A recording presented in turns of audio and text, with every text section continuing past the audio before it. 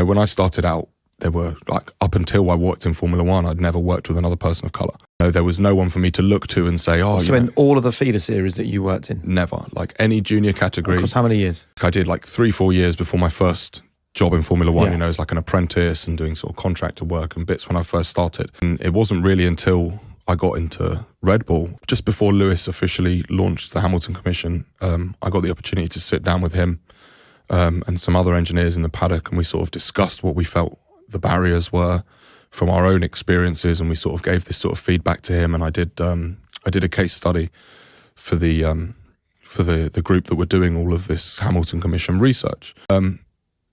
It was, do you know what, it was inspiring to sit down with someone and see how passionate they are about something that I had an interest in, but didn't have enough knowledge about at the time.